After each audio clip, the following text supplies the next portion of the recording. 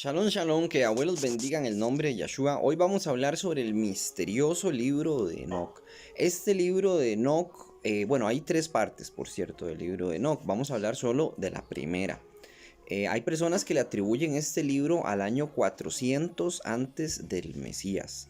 Y hay personas que dicen que no, que viene del siglo primero. Si es del 400 antes del Mesías o el siglo primero después del Mesías, que es, yo digo, por cierto, que es del siglo primero, o tal vez se ha dividido en dos partes, qué sé yo, una parte se escribió antes de la venida del Mesías y la otra se escribió después. Obviamente el libro es falso. Pero hay personas que dicen que no, que el libro es verdadero. ¿Por qué? Porque suena muy similar, suena muy similar a Jeremías, suena muy similar a Isaías, suena muy similar a Apocalipsis. Entonces el libro comienza diciendo que este libro no es para la gente de la época en la que se escribió, que él vivió en la época de Adán y Eva, sino que es para la gente que va a vivir después de eso, a una época muy lejana, o sea, prácticamente casi que Apocalipsis se podría decir. Se habla mucho sobre este libro. Hay personas que dicen que sí es Emet de Yahweh, que debió haber estado dentro del canon, pero que la Iglesia Católica lo quitó. Primero, la Iglesia Católica no quitó nada, nunca ha quitado nada. Lo que hizo, ni siquiera la Iglesia Católica fue la que cambió los nombres de Yahweh a Jehová, ni a Yahvé. Tampoco fue el que cambió de Yahshua a Jesucristo. Eso no lo hizo la Iglesia Católica. La Iglesia Católica nunca le ha interesado los textos, los han dejado quietos. Yahweh no les ha permitido modificarlos. Lo que han hecho ellos es cambiar, meter una doctrina nueva, eso sí, eso fue otra cosa. En el primer concilio no existía la Iglesia Católica. En el primer concilio de Nicea se hizo todo bien. En la Septuaginta venía el nombre de Yahshua, venía el nombre de Yahweh y venía el nombre de los profetas de manera correcta. En el segundo concilio fue cuando empezaron a modificar las cosas, pero lo hicieron los judíos ortodoxos, los masoretas, los escribas de esa época fueron los que modificaron el Tanakh. No fue la Iglesia Católica. Eso es muy importante entender lo que es la historia. ¿Qué método vamos a usar para saber si este libro es real o es falso? Muy simple, vamos a leerlo. Vamos a leer textos y vamos a leer el contexto del texto, y no solamente eso, vamos a compararlo con el Tanakh, vamos a compararlo con la Torá.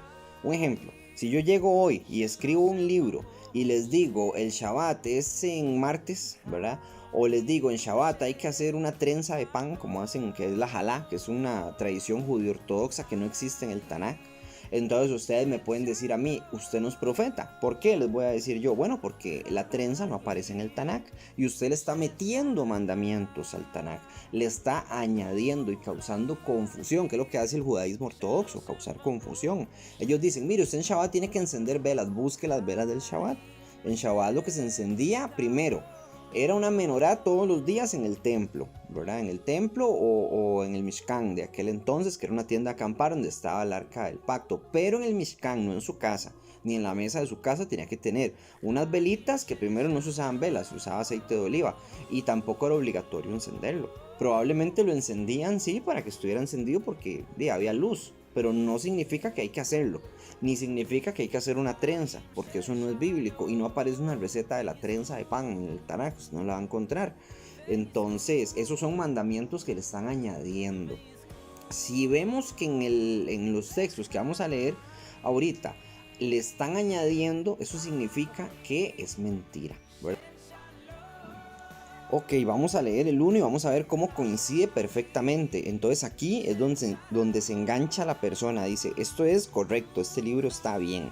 Dice, las palabras de bendición con las que bendijo Enoc a los elegidos justos que vivirán en el día de la tribulación, cuando serán rechazados todos los malvados e impíos, mientras los justos serán salvados. Aquí está hablando de Apocalipsis, en pocas palabras, del final, ¿verdad? Que eso lo vienen hablando todos los profetas, de todas formas. 2.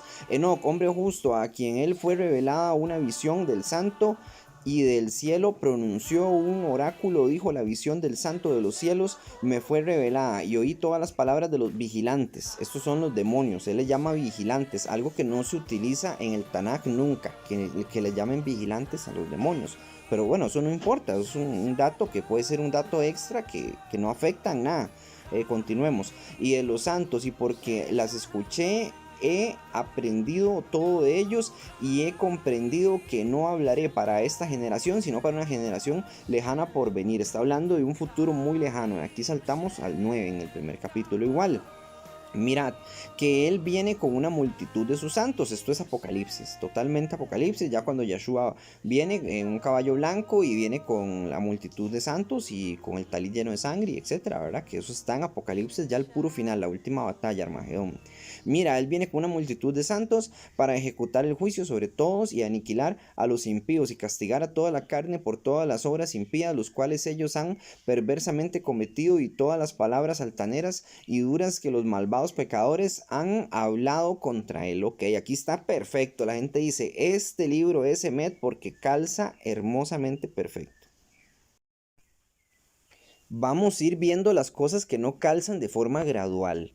Y todas las que no calcen, tanto con la realidad misma como con el Tanakh, nos va a decir que este libro no es Emet, ¿verdad? Me van a decir, bueno, es que en el Tanakh, en el Brit Hadashah, el Nuevo Testamento, hay una parte donde se menciona el libro de Enoch. Sí, está bien, sí se menciona, pero no es este. Este no es el verdadero libro de Enoch. Si ese libro de Enoch existió, se perdió. Una cosa muy importante, el libro de Enoch empieza con este relato, pero no empieza con el relato del Génesis. Nos va a hablar más adelante de Adán y Eva. Perfecto, nos los va a mencionar, no nos va a hablar, nos va a mencionar así muy por encimilla. Nuestros padres, Adán y Eva y punto. Pero si usted va a escribir un relato del principio, usted tiene que empezar con el principio. Y el principio fue Adán y Eva, y él nunca los menciona. Nunca menciona lo que pasó en el pecado original con la serpiente. Es más, nos cuenta otra historia diferente, y eso para mí es muy sospechoso. Otra cosa, en la época de Enoch no se escribían libros. Todo era tradición oral. Bueno, perdón, tradición oral no. Más bien se le podría llamar, la Torá se transmitía de forma oral. O sea, se transmitía a través de palabras, ¿verdad? Y así era. Y así fue muchísimo tiempo hasta que llegó Moshe, y Yahweh se la dictó a Moshe, se la dictó, ¿verdad? Una cosa es que Moshe la diga de memoria, o Moshe se la invente, o a que Yahweh se la dicte. Yahweh se la dictó. Y sabemos que así es por otros videos que ya tenemos, ¿verdad? Que vemos que la Torah es perfecta, ¿verdad? La Torah es perfecta, el Tanakh es perfecto, el Tanakh calza perfectamente, pero este libro no, ni con la realidad ni con nada. Entonces aquí en el capítulo 3 dice, observa y ved cómo todos los árboles se secan y caen todo su follaje, excepto 14 árboles cuyo follaje permanece, y esperan con todas sus hojas viejas hasta que venga nuevamente tras 2 o 3 años. Ok, ¿qué es lo que está diciendo aquí? Dice, observe la ciencia. O sea, le está diciendo, mire, yo sé de ciencia, yo sé de observar, y le voy a decir a usted que solamente existen 14 árboles que las hojas no las bota, y si las bota las repone, pero no se queda seco como todos los demás. Resulta que yo, investigando, me puse a buscar cuántos árboles habían que realmente permanecieran con sus hojas y sus flores y demás. Y ahí llegué a contar más de 68 yo, ¿verdad? Pero habían más, y no llegué a contar más porque francamente era innecesario seguir contando. Ya con 68 a mí me dice que este texto no es ciencia. Si usted busca el Tanakh, usted va a encontrar ciencia. Y yo ya tengo un video que habla de la ciencia en el Tanakh, porque hay ciencia. Es súper complejo, el Tanakh es súper complejo. Esto no. Aquí ya vamos mal. Ya me está dando datos falsamente científicos.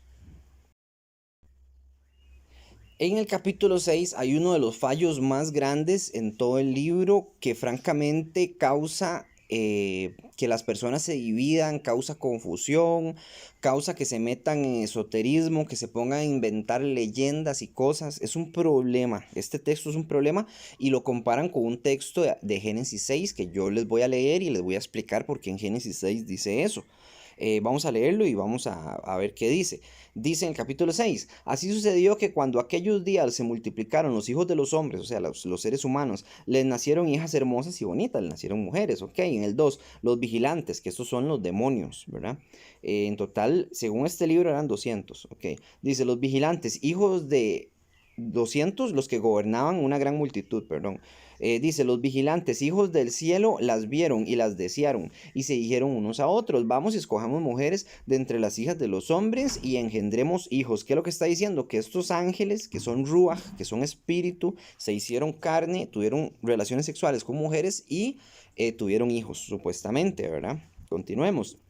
Dice en el 3, entonces Shemihasa, eso es el nombre de un demonio, que era jefe, les dijo, temo que no queráis cumplir con esta acción y sea yo el único responsable de un gran pecado. Está diciendo Shemihasa, que solo él lo va a hacer y que los demás no quieren. Pero ellos le respondieron, hagamos todos un juramento y comprometámonos todos bajo un anatema, que a no retroceder en este proyecto hasta ejecutarlo realmente. Entonces todos juraron unidos y se comprometieron al respecto unos con los otros bajo anatema, o sea, bajo una maldición, que el que no lo haga le cae una maldición. En el 6 dice, y eran en total 200 los que descendieron sobre la cima del monte que se llama Hermón, porque sobre él habían jurado y se habían comprometido mutuamente bajo anatema. Estos son los nombres de los jefes. Aquí están nombres de demonios, ¿verdad? Estos demonios que realmente tienen nombres de ángeles porque ellos eran ángeles. O sea, no se va a llamar, qué sé yo, veneno de Elohim, ¿verdad? Alguno de ellos.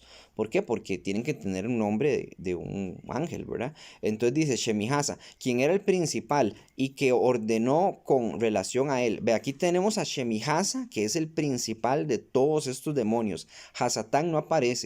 Heiel, que es el nombre de Satanás como ángel, ¿verdad? Heiel, que significa lucero del alba o Luzbel, que lo tradujeron como Luzbel, pero es lucero del alba, digamos, en español.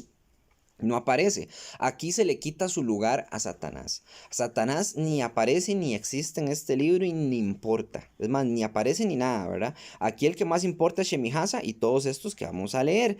Dice, quienes eran el principal y ordenó con relación a él. Y aparecen los otros nombres, Ramael, Cobael, que eso viene de Cocabín, de estrella, Ramael, Daniel, o Daniel se diría realmente, Set, el, Barak, él es de Elohim, ¿verdad? Al final, Armoni, Matrael, etc. Ahí están todos los nombres de estos dichos demonios que no aparecen. Y dice, estos son los jefes de decenas, ¿ok? Cada uno de estos tenía como jefe a 100 ángeles caídos. Entonces ellos fueron y buscaron mujeres y nacieron los Nefilín, los famosos Nefilín, que viene de la palabra Nefal, que significa gigante. Los gigantes sí existieron, medían 2,5 metros, 3 metros, que es grandísimo, pero no era el tamaño de una montaña como dice este libro, que más adelante lo vamos a leer.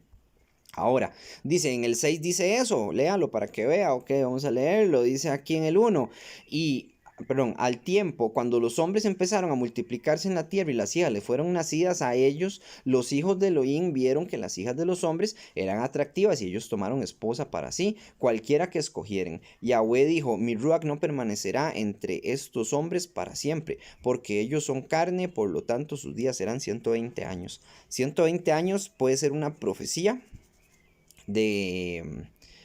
bueno, hay gente que dice que son 120 jubileos, ¿verdad? O hay gente que dice que, bueno, yo pienso que era una profecía para el futuro, ¿verdad? Porque hoy en día las personas no viven 120 años, en aquel entonces sí, había mejor aire, mejor comida, etcétera. Pero bueno, eso es otro tema. Entonces, volvamos aquí. Dice, los hijos de Elohim vieron que las hijas de los hombres eran atractivas y las tomaron como esposa para sí, cualquiera que escogieren. Entonces, ¿qué pasa aquí? Están comparándolo con esto, que dice que ellos tomaron mujeres, ¿verdad? Y que les nacieron hijos malos. ¿Por qué? Porque como ellos son ángeles caídos y están teniendo relaciones con mujeres, entonces van a nacer demonios supuestamente aquí. Y nada que ver. ¿Qué es lo que está sucediendo aquí en Génesis? Que este es en Bereshit, que este sí es un texto verídico. Lo que está sucediendo es que los hijos de Elohim son la descendencia de Set, los que hacen la voluntad de Yahweh. Y dice que vieron que las hijas de los hombres, la descendencia de los hombres es la de Caín. Está Set, que es el que vino a sustituir a Abel, porque Caín asesinó a Abel. Y está Caín, que es el primer asesino de la tierra, ¿verdad? Entonces, de esto es lo que se está hablando. Y la gente dice, no, es que los hijos de Elohim tienen que ser malajín, tienen que ser ángeles. No necesariamente. Recuerde que Yahshua dijo que todo el que hace su voluntad es hijo de Elohim, es hijo de Dios, mal dicho, ¿verdad? Para que se entienda. Entonces, esto quiere decir que todos somos hijos de Elohim. La naturaleza misma es hija de Elohim. El planeta Tierra es hijo de Elohim. Los animales, todo le pertenece a Elohim porque todo lo creó Él. Todos somos hijos de Elohim. Hay hijos malos, hay hijos buenos. Yahshua dijo que, le dijo a los fariseos, por cierto, a los judíos ortodoxos de aquel entonces, que ellos eran hijos de la serpiente. ¿Por qué? Porque hacían la voluntad de la serpiente, que es Satanás, ¿verdad? Se comportaban como se comporta Satanás, entonces ellos son hijos de Satanás. Ellos no son hijos de Abraham, era lo que les estaba diciendo. Hay gente que toma ese texto y dice que eran reptilianos, ¿verdad? Que por eso son hijos de serpiente. Y si fueran hijos de serpiente y no tendrían manos ni piernas, ¿verdad? Como una serpiente, porque a la serpiente se le quitaron las manos y las piernas en el jardín del Edén, pero bueno. Entonces, este texto es muy importante porque la gente se pone a fantasear muchísimo, mucho, mucho, y es tanta la fantasía que se aíslan del Tanakh totalmente y se pierden, y es un problema.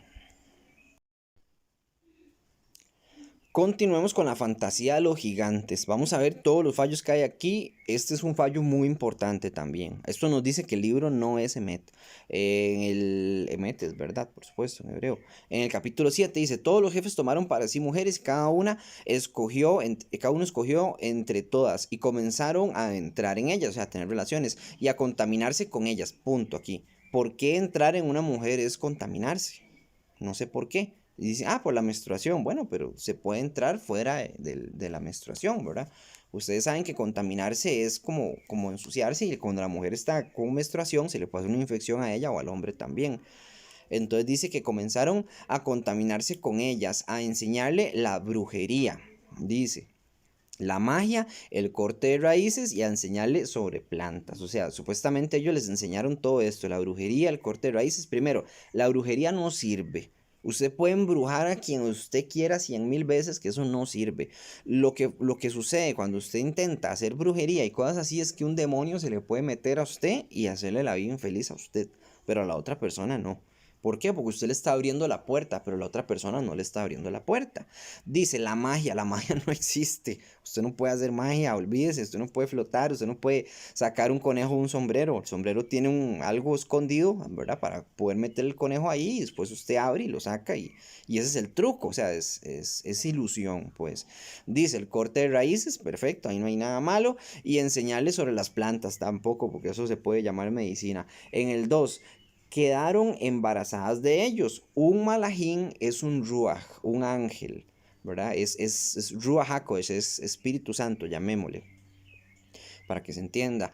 Pero ellos no tienen carne. Y ustedes me van a decir, bueno, en el caso de Lot, cuando Lot fue sacado de Sodoma y Gomorra, los ángeles tomaron de las manos a Lot y a sus hijas y los sacaron de ahí, ¿verdad? Los dos ángeles que estaban ahí, sacaron a la esposa de Lot también. Entonces sí tienen carne, son físicos, pero una cosa es que tengan, bueno, primero Yahweh se los permitió en ese momento. Otra cosa es que tengan carne y que puedan generar esperma, o sea, que puedan generar semilla, porque eso es un don que le dio Yahweh a la humanidad y al planeta en sí, porque todo lo que genera semilla, esperma, cera, cera se le dice en hebreo, a la semilla y al esperma, es un don para poder multiplicar la vida, ¿verdad? Entonces no significa que ellos tuvieran eso, pero bueno, habría que imaginar que sí lo tienen. ¿Por qué? Porque sí, bueno. Entonces dice, quedaron embarazadas de ellas, parieron gigantes de 3.000 codos de altura. Vea, si usted tiene un gigante que va a medir 3.000 codos de altura, va a ser peor que un alien, ¿verdad? Lo que le va a salir del estómago a esa mujer, la va a matar. La va a matar mientras esté gestando. Entonces la gente se tiene que inventar la respuesta, porque la respuesta no está ahí.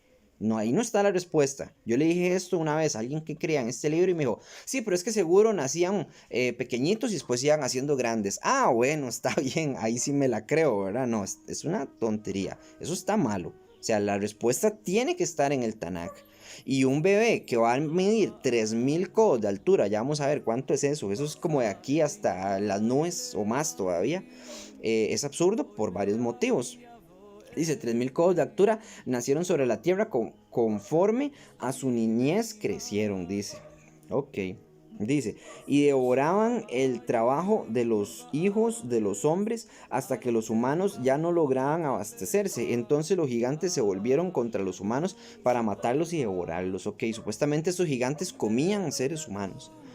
Un gigante de 3000 codos de altura va a medir 1371 metros. El monte Everest mide más o menos como 8000 metros. Tendría una sexta parte del monte Everest.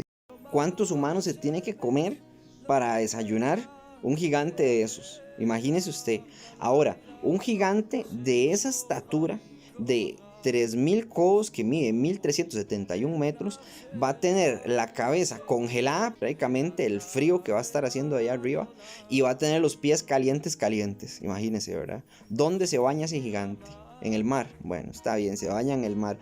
¿Cómo usa para utilizar ropa? ¿Cuántos animales tiene que matar para hacerse, aunque sea una pantaloneta o un pantalón o lo que sea? ¿Verdad? ¿Cuántos? O sea, es absurdo, es fantasía. Hay gigantes en el Tanakh, sí, sí hay gigantes. Veamos el caso de Og, rey de Basán, que aquí lo que dice Og, rey de Basán, que fue el último sobreviviente de los gigantes, de los Refaín, que viene eso de Nefilim, ¿verdad? De la palabra Nefal, que es grande.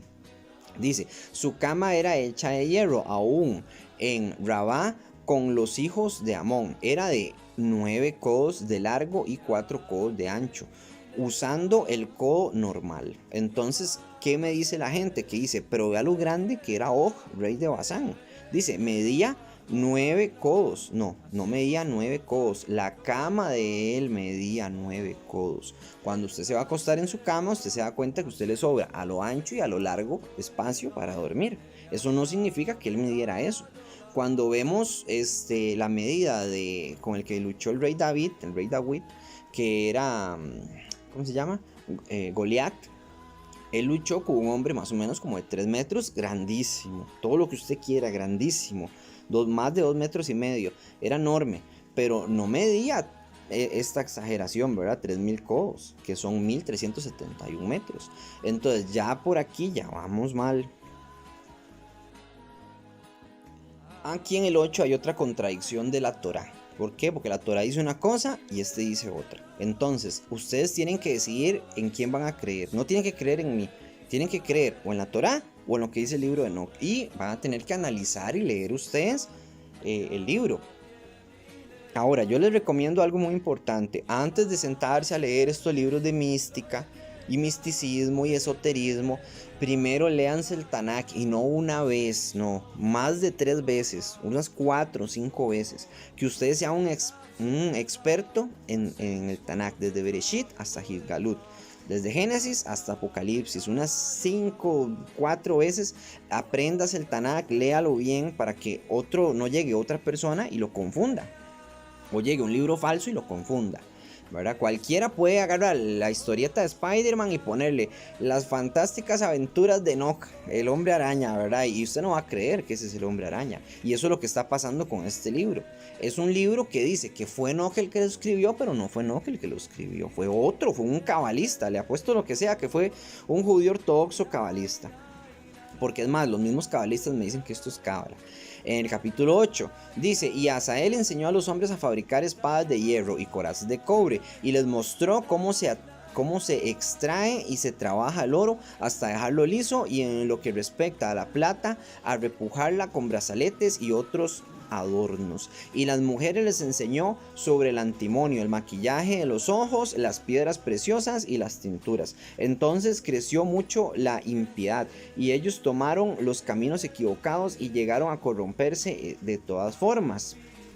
Ok, voy a hacer una pausa aquí.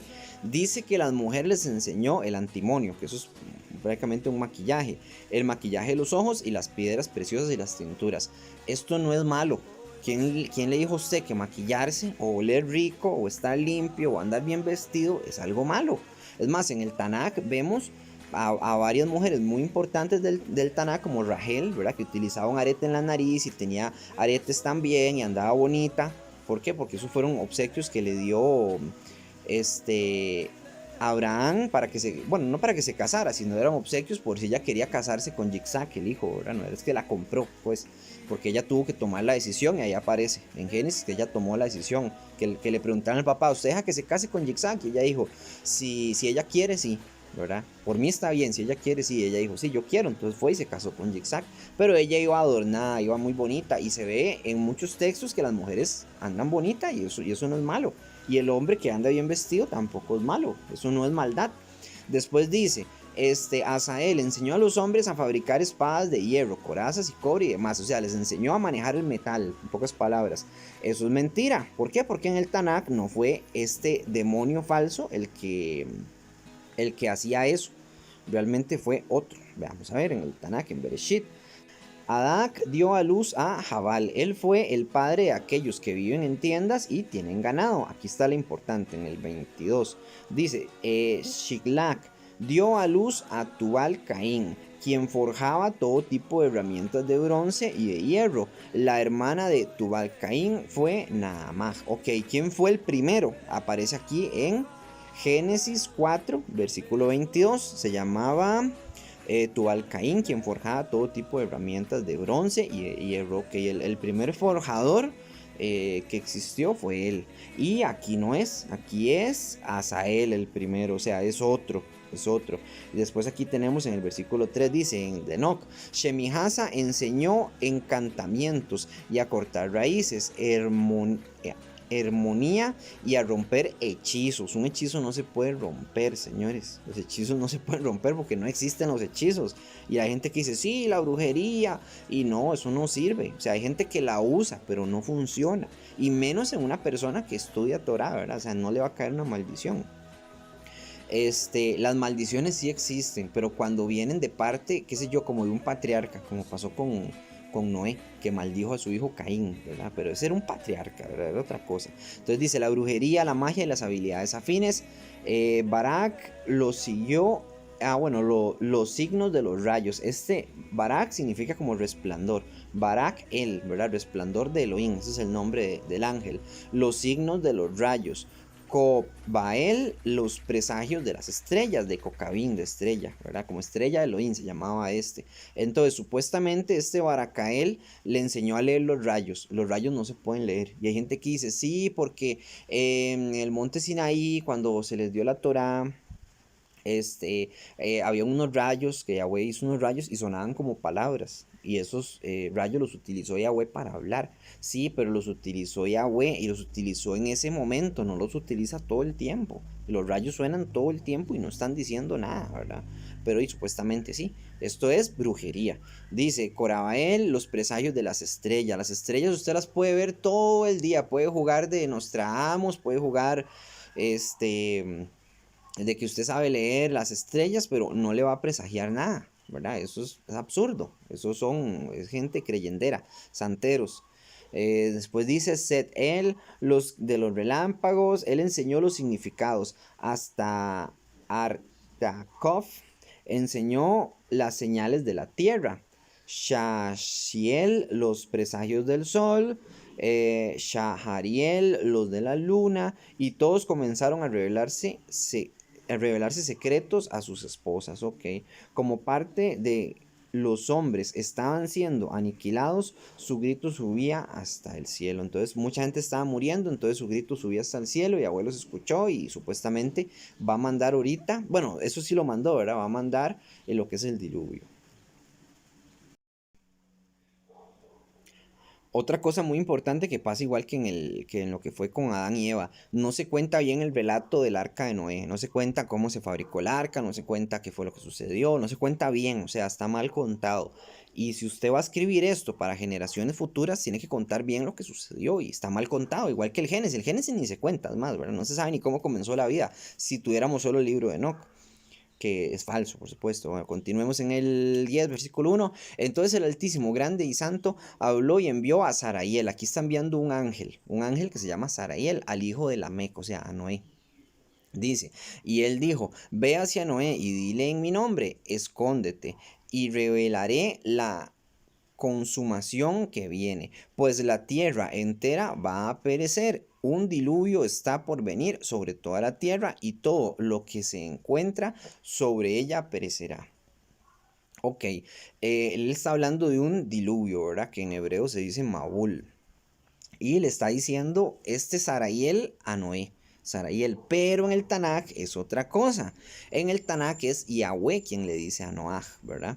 Entonces dice, y Elohim dijo a Noaj, el tiempo de todo hombre ha venido ante mí, pues a causa de ellos la tierra está llena de iniquidad.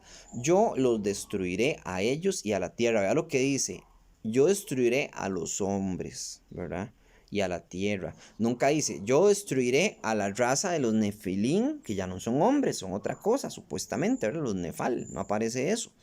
Y tampoco dice, voy a destruir a los híbridos, porque hay gente que lee y cree que existen hombres mitad toro, ¿verdad? O que existían. O existen hombres mitad, de qué sé yo, langosta y cosas absurdas, ¿verdad? Que estos dioses egipcios, unos con cara de perro, otros con cara de gato, que eso existió, según ellos, ¿verdad? Pero no, eso no es así, eso no es posible genéticamente, es incompatible. Ese tipo de hibridación no existe, es imposible. Yo he hablado sobre las razas, de dónde salían los negros, los chinos y los blancos, ¿verdad? Hay un video, ahí se los pongo en pantalla, para el dibujo para que vayan y lo busquen después, qué es la hibridación, que eso sí se puede dar, pero se da entre animales de una misma especie, felinos con felinos, equinos con equinos, que son caballos, caninos con caninos, etc. Ok, va de nuevo, dice, y Elohim dijo a Noach, el tiempo de todo hombre ha venido ante mí, pues a causa de ellos la tierra está llena de iniquidad, yo los destruiré a ellos y a la tierra. Y Yahweh es el que le dice aquí a Noach que él va a destruir la tierra y que va a haber un diluvio, pero aquí es otro ángel que se llama Sariel. Entonces, ¿qué pasa? Cambia el relato.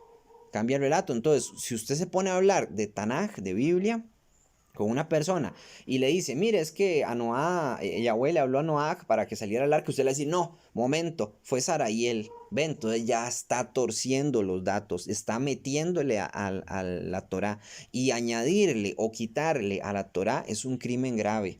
Es un crimen muy grave y este libro lo está haciendo. Y la gente que lee este libro cae totalmente en un estupor, llamémosle, porque ya no van a entender el Tanakh, porque tienen dentro de la cabeza una fórmula equivocada. Ejemplo, si yo soy profesor de matemáticas suyo y yo le enseño que 2 más 2 5, todo lo que usted me sume de aquí en adelante va a estar malo. ¿Por qué? Porque yo le estoy dando un dato malo. Le estoy diciendo que 2 más 2 5 y le doy billetes o lo pongo a trabajar en un banco y todo lo va a hacer mal. Va a dar un vuelto y lo va a hacer mal. ¿Por qué? Porque 2 más 2 5 y no es así. Y eso es lo que está haciendo el libro de Enoch. 2 más 2 5. Sariel fue el que le dijo a Enoch. Entonces ahí le está quitando al Tanakh, lo está torciendo, y Satanás sabe muy bien lo que hace. Satanás va a confundir a la gente.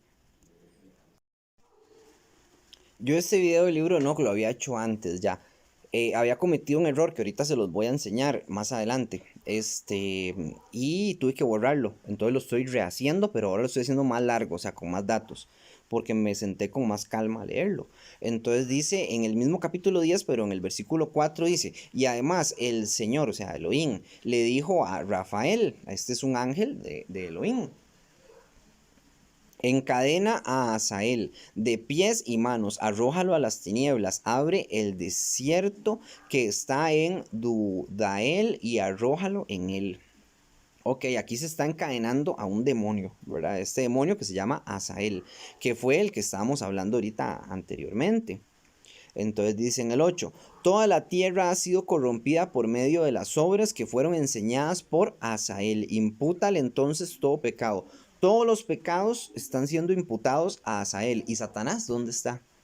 Y si todos los pecados son culpa de Asael, como dice el texto, si lo tomamos así, tal cual como está escrito, si todos los pecados son culpa de él, entonces prácticamente se le puede echar la culpa de todo lo que ha sucedido. Pero Satanás no ha hecho nada. Y si él está atado, ¿verdad? Porque lo acabamos de ver que está atado prácticamente en el infierno, y dice que todos los pecados se le han imputado a él, entonces ¿quién va a ser el tentador? Ya no hay tentador. Ve, estamos quitándole al Tanaj a nuestro enemigo, y nuestro enemigo es Hasatán. Y si usted no lo reconoce que es Hasatán, usted se va a cuidar de Asael, y Asael no existe. Asael existe en la fantasía de este libro de Enoch, nada más, pero fuera de él no existe. Veamos aquí el dato en el que yo me equivoqué, que tuve que borrar el video para corregirlo, porque a mí no me gusta que queden datos así tan grandes y tan malos. Dicen el 7. Y fui y me senté junto. Bueno, este es Enoch. Enoch está sentado escribiendo todas las peticiones de los demonios, porque los demonios se están quejando y están pidiéndole que vaya y hable con Yahweh, que los perdone, etcétera. Bueno, dice: Fui y me senté junto a las aguas de Dan, en la tierra de Dan, al sur de Hermoni, a su lado occidental, y estuve leyendo el libro donde anoté sus peticiones hasta que me dormí. Ok, tenemos que Enoch ya no es físico, él fue raptado prácticamente, él debe ser Ruach, o tal vez digamos que fue físico, fue rescatado, ¿verdad? Entonces él está escribiendo lo que están diciendo los demonios, pero dice que se sentó junto a las aguas de Dan, en la tierra de Dan. Entonces aquí yo cometí un error, yo dije Dan es uno de los 12 patriarcas. Dan significa juez en hebreo. Es uno de los 12 patriarcas. Entonces esta tierra no puede existir todavía. ¿Por qué? Porque todavía no existe Dan. Ni siquiera existe Abraham, ni siquiera existe Isaac, y ni siquiera existe Jacob. Y Jacob tuvo 12 hijos y entre esos 12 hijos estaba Dan. Entonces digo yo, bueno, esto está malo, ¿verdad? Esto es un error como temporal. Un error de continuidad que se le llama realmente. Y yo dije eso, pero leyendo el Génesis, después de que hice ese video, como a los días, me di cuenta que sí había un lugar que se llamaba Dan antes de que naciera Dan, ¿verdad? Por como Dan es una palabra tan común, significa juez, y estaba cerca de Hermoni, del monte Hermoni, entonces tuve que borrar el video porque es posible, o alguien podría alegar y decir, sí, ese lugar sí existía en la época de Noé. Aún así, en la época de Noé, yo no sé si esos territorios se llamaban igual. Dudo que se llamaran igual. Dudo que el monte Hermoni se llamara el monte Hermoni. ¿Por qué? Porque cuando eso, la tierra no era igual. Recordemos que cuando sucedió el diluvio, toda la tierra se partió. Ahí nacieron montes nuevos. Hay un estudio que yo ya tengo que es sobre el arca de Noé, que podemos ver evidencia científica de que la tierra se partió, como dice la Biblia, ¿verdad? Dice que la tierra se abrió y que llovió por 40 días, ¿verdad? Y 40 noches. Entonces eso es importante. En ese mismo, en el 10, pero en el versículo 9 hay un error de continuidad. Véalo aquí: cuando desperté fui a ellos. Todos estaban reunidos juntos y sentados llorando en la fuente del llanto que está entre el Líbano y Senir. Ok, Enoch fue y se encontró con estos malajim, ¿verdad? Con estos ángeles caídos, y todos estaban llorando ahí. Dice que estaban en un lugar, entre el Líbano y Senir. El Líbano es un lugar moderno. El Líbano es un país del Oriente Medio que limita con Israel y Siria. Dice, viene del fenicio, derivado de la raíz semítica blanco. Ok, es una palabra fenicia. Y ese lugar no podía existir con ese nombre. Podía existir el lugar, sí, pero con ese nombre jamás. ¿Por qué? Porque ese idioma fenicio no existía. En ese momento no se habían dividido las lenguas se dividieron con la Torre de Babel, que significa confusión. Antes de eso solo existía un idioma y era el hebreo. ¿Cómo sé yo que era el hebreo? Porque Adam viene de Adamá y viene de Dam, de sangre. ¿Verdad? Entonces significa algo así como tierra roja o tierra sangre, ¿me entiende? Ese es el nombre de Adán. Y Java significa vida, Adán y Java, Adán y Eva. Entonces sabemos que esos nombres que fueron de los primeros seres humanos que existieron eran en hebreo. Eso quiere decir que no existía el fenicio. Entonces, ¿cómo carajos se va a llamar Líbano ese lugar? ¿Verdad? Está malo. Y la palabra senir, ahí sí, bueno, dicen que es otra forma de decirle al monte Hermón. Pero igual, o sea, tan solo con la palabra Líbano ya hay un problema, es un error de continuidad. O sea, que el que escribió este libro lo escribió muchísimo después, no lo escribió en la época de Enoch. Entonces el libro obviamente otra vez es falso. Vean, este es otro dato que yo siento que lo que está haciendo el que escribió este texto es intentando llenar ese agujero, ese misterio, porque en el Tanakh, en el Brit Hadashah, en el Nuevo Pacto, el Nuevo Testamento mal llamado, se está hablando del libro de Enoch. Entonces, desde que se preguntó por el libro de Enoch, me imagino que alguien se puso a trabajar y se puso a inventar. Lo que hizo fue tomar pequeños fragmentos del Tanakh y meterlos ahí, ¿verdad? Para que como que calzara, como para que tuviera sentido. Pero lo hizo mal. Lo hizo mal porque es muy evidente que el libro es falso. Veamos este dato que también siento yo que se lo está robando al Briharashá, ¿verdad? Por eso yo digo que fue escrito después de la venida del Mesías, por ahí, qué sé yo, el año 100 o el año 200, no sé, francamente.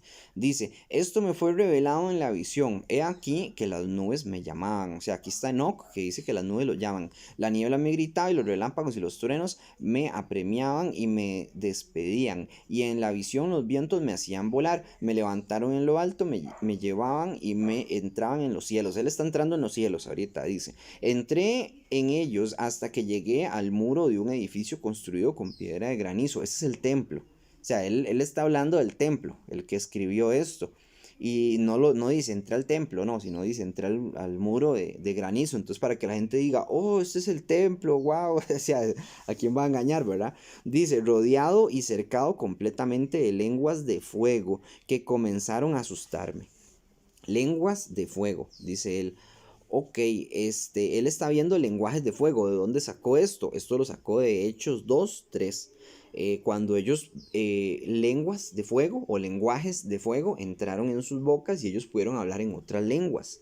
Véalo, aquí está. Y se les aparecieron lenguas como de fuego, que repartiéndose se posaron sobre cada uno de ellos. Cuando ellos estaban ahí, ¿verdad? Los apóstoles y varios discípulos de los apóstoles, les entraron lenguas de fuego, ellos salieron y pudieron hablar con otras personas que estaban en Israel en la fiesta de Shavuot, la fiesta de las semanas, y ellos les hablaron en la lengua natal de ellos, y las personas decían, wow, ¿cómo este tipo, un ejemplo, sabe hablar francés? Si él no es francés, él nació aquí.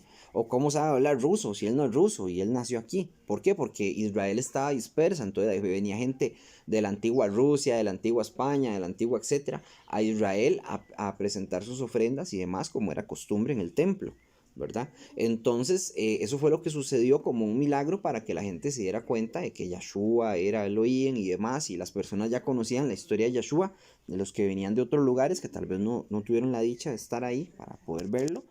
Pero eso fue lo que sucedió y ese es el don de lenguas, el famoso don de lenguas. No es hablar a lo tonto, ¿verdad? Como habla el cristianismo.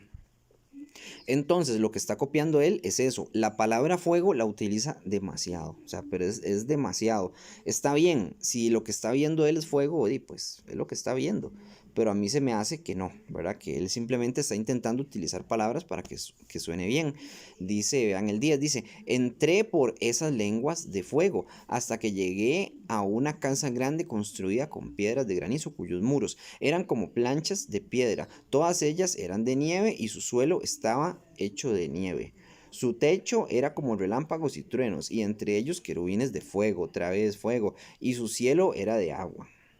Dice, un fuego ardiente, otra vez, ve, o sea, el fuego representa el Ruach HaKodesh, ok, pero en el templo, cuando él entra en el templo, todo es de fuego casi, ¿verdad? Fuego, nieve, agua, y él está intentando utilizar estas palabras que aparecen en Apocalipsis para como excusarse, para decir, mire, suena parecido, ¿verdad? Calza, el libro es profético, no es profético, es de confusión. Dice, fuego ardiente rodeaba todos los muros cercados por completo y las puertas eran de fuego ardiente otra vez. Entré en la casa que era caliente como fuego y fría como nieve y no había en ella ninguna de los placeres de la vida. Ok, no había en el templo ninguno de los placeres de la vida. ¿Por qué? O sea, ¿de dónde saca eso? Como que no calza dentro de la conversación ni nada. Dice, me consumió el miedo y temblor se apoderó de mí. Dice en el 18, me fue revelado y vi un trono elevado cuyo aspecto era como el cristal, cuyo contorno era como el sol brillante y tuve una visión de querubín. Por encima del trono salían ríos de fuego, otra vez el fuego. Cuando vemos la visión de Ezequiel, cuando vemos la visión de Yahanán, ¿verdad? De Juan, ¿verdad? El que escribió Apocalipsis, nunca se menciona ni la lengua de fuego, ni los ríos de fuego, ni paredes de fuego, ni pisos de nieve. Eso lo está metiendo él, el escritor, y es obvio. O sea, el que lo lee, que sabe leer Tanakh, que ha leído el Tanakh bien, sabe que esto es falso y no cuesta saberlo. Yo hago este video con la intención de que la gente no caiga en la mentira y por eso está quedando largo. Yo sé que va a quedar largo el video.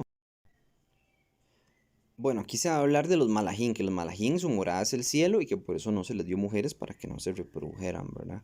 en el libro de Enoc. Entonces dice en el 7, por ello no se os ha atribuido mujeres, pues la morada de los espíritus del cielo es el cielo. Es cierto, así es.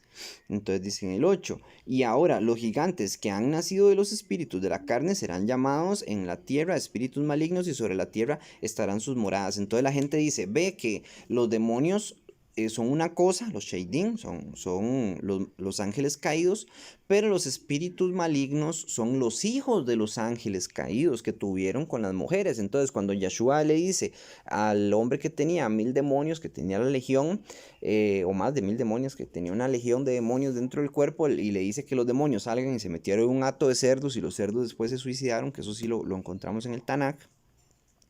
Cuando él dijo eso, esos espíritus eran hijos de estos demonios, ¿verdad? No, no es así, no es así. Los espíritus que estaban en el hombre eran demonios, eran ángeles caídos, tal cual, no eran hijos de ángeles caídos. Los ángeles caídos no pueden tener hijos, eso es así de simple, así se explica. Entonces dice, ahora los gigantes nacidos espíritus de la carne, bueno, serán llamados, ok. Otra cosa, ¿por qué una persona que nace de mitad humano y mitad demonio tiene que ser mala? Solo porque es mitad demonio. Acuérdense que también es mitad humano.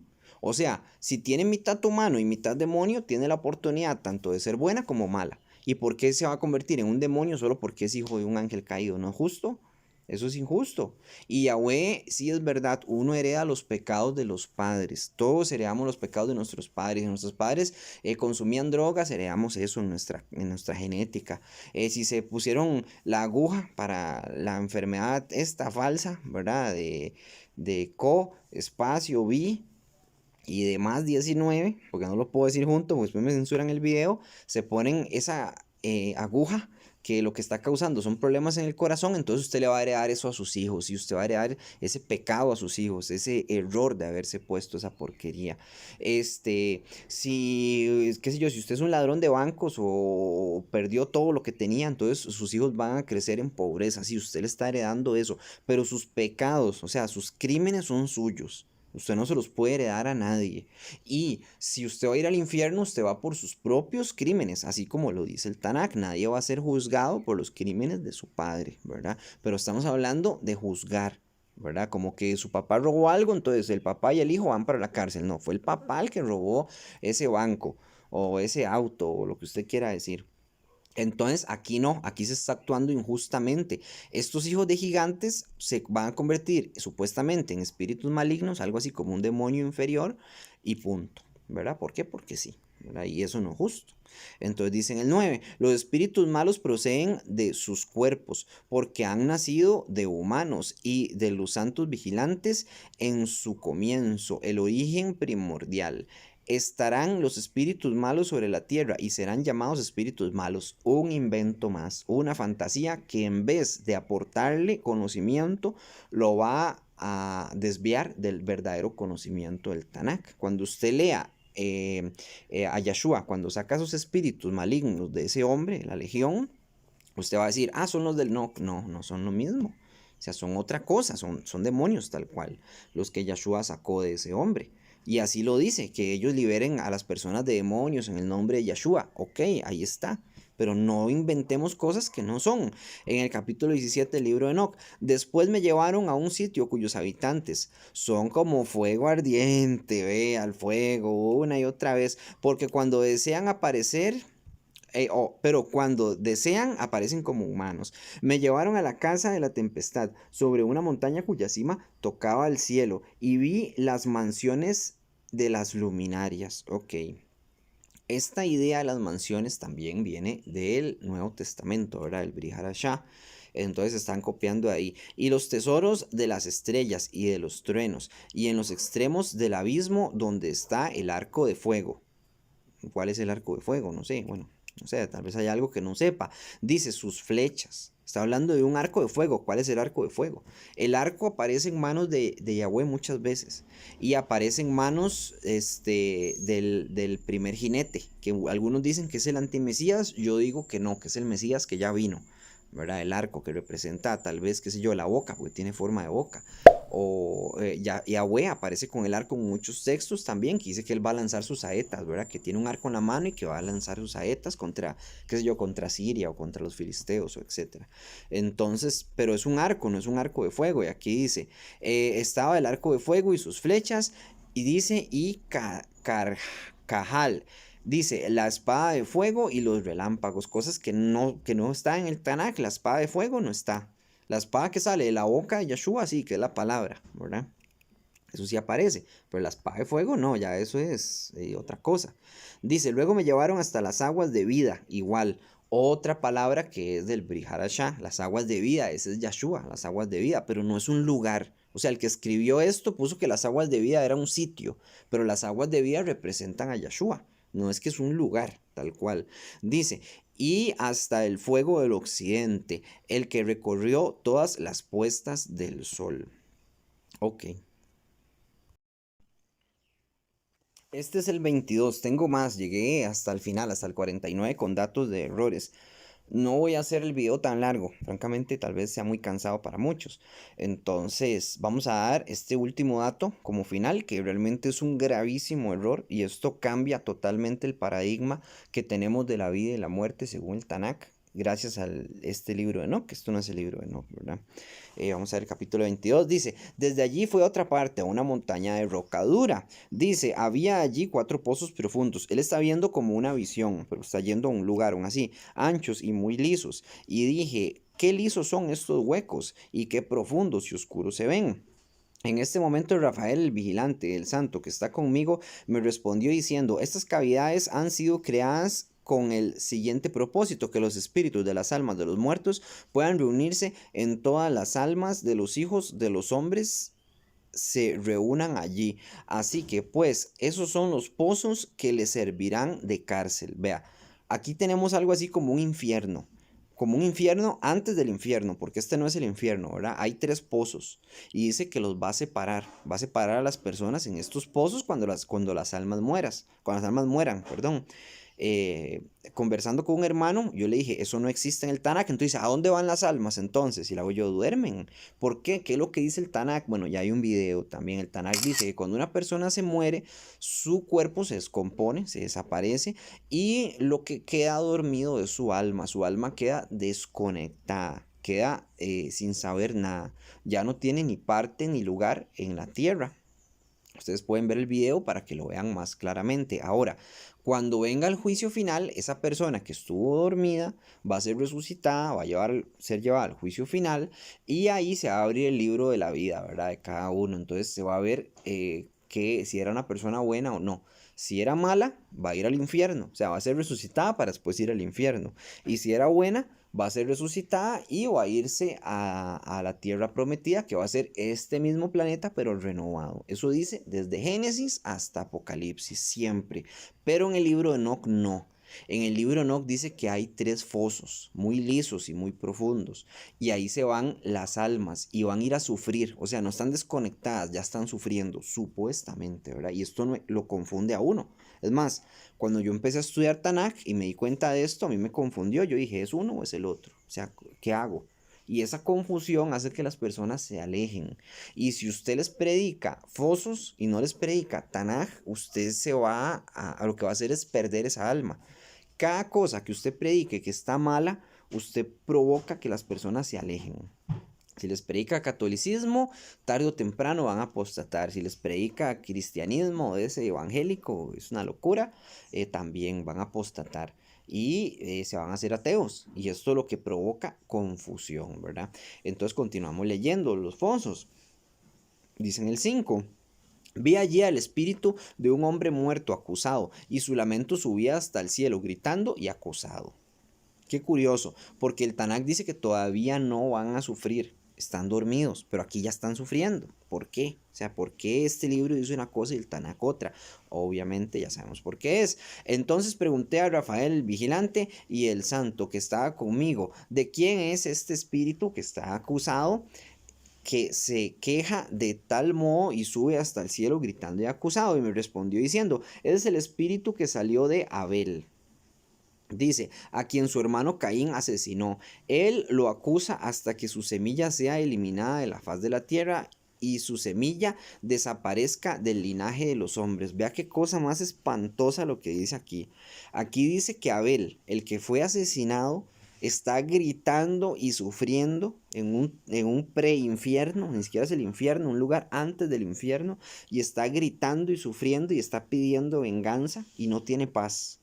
Y han pasado desde la muerte de Abel hasta la hoy, tal vez unos 5.000, 6.000 años, ¿verdad? Calculándolo según, bueno, hay unos cálculos, hay gente que dirá que un poquito más, un poquito menos, bueno, pero lleva esa cantidad de tiempo gritando y sufriendo y pidiendo venganza, según el libro de Enoch, ¿verdad? Eso está malo, mi gente, no se dejen engañar. En el 8 dice, entonces pregunté observando los pozos, ¿por qué están tan separados unos de los otros? Me respondió diciendo, estos tres han sido hechos para los espíritus de los muertos, puedan estar separados. Así, una división ha sido hecha para los espíritus de los justos, en la cual brota una fuente de agua viva. La fuente de agua viva que es Yahshua, pero aquí frota agua, o sea, hay agua tal cual, y esa agua es agua viva, y nada que ver, ¿verdad? Y son pozos oscuros y profundos y hay agua viva y están ahí metidas, bueno, y están conscientes esas almas, o sea, están sufriendo, en pocas palabras, a pesar de que estén con el agua viva. Dicen el 10, y así ha sido hecha esta para los pecadores cuando mueren, o sea, el otro hueco, esto es para los pecadores, cuando mueren son sepultados y no se han ejecutado juicio contra ellos en vida. Allí sus espíritus serán colocados aparte, para esta gran pena, hasta el día del gran juicio y castigos y atormentados para siempre, ¿quiénes? Perdón, me perdí aquí una parte, que lo recorté. Bueno, ahí recorté esa parte, lamentablemente no la guardé. Y el punto es que ellos están sufriendo, lamentablemente ellos están sufriendo en un preinfierno y eso es antibíblico. Y si es antibíblico, entonces, muy fácil, el libro no es Emet. Si quieren una segunda parte, porque tengo más cuestiones y podría leer el libro 2 y el libro 3 también y sacarle más y más errores, porque está lleno de errores, es falso el libro, podemos hacerlo. Aún así, esos son los errores que yo vi, puede que hayan más. Y les aconsejo, no pierdan el tiempo leyendo esos libros, no se metan en esotería, no se pongan a invocar ángeles ni demonios, porque eso es una pérdida de tiempo. Lo que están haciendo es abriendo la puerta a Satanás, que ese sí existe, y a sus ángeles caídos, que esos sí son, que no sabemos los nombres, pero que ahí están, y que los van a confundir. Otra cosa, hay un hermano que me ha estado preguntando mucho por quién es Azazel. Azazel aparece en uno de estos libros de Enoch, ¿verdad? Como un demonio. Azazel no es un demonio. Belial no es un demonio. Belial significa maldad y punto. Y la palabra aparece muchas veces en hebreo porque eso es Belial, maldad, ¿verdad? No es que es un demonio que se encarga de sacar la basura los martes en el infierno y de tal parte de los demonios y que se encarga de dirigir a tal gente, eso nada que ver. Igual pasa con Azazel. Azazel significa cordero en el desierto, ¿verdad? Y no es un demonio, no es una persona, simplemente es eso. Era un sacrificio que se hacía, que ya conocemos toda la historia, que sacrificaba a un cordero para Yahweh y otro para Satanás, en pocas palabras, para Azazel, o sea, para que quedara libre. Y eso fue lo que sucedió con Yahshua, que lo sacrificaron, y cuando pusieron a la par de Yahshua a Barrabás, el ladrón, ¿verdad? Barnabí se llamaba realmente. Entonces, cuando lo pusieron, dejaron libre al ladrón, o sea, al criminal, igual como hacían con un cordero, que lo dejaban libre, que ese es para Satanás, pero al que era justo lo mataban, y eso era una profecía de la venida del Mesías, pero no es que es un demonio que se llama Azazel. Y ya con eso terminamos el video. Que Yahweh los bendiga en el nombre de Yeshua. Shalom Ubrahot, paz y bendiciones. Shel Shalom, Chaim Shel Shalva, Chaim Shel Osher va'osher, Chaim Shel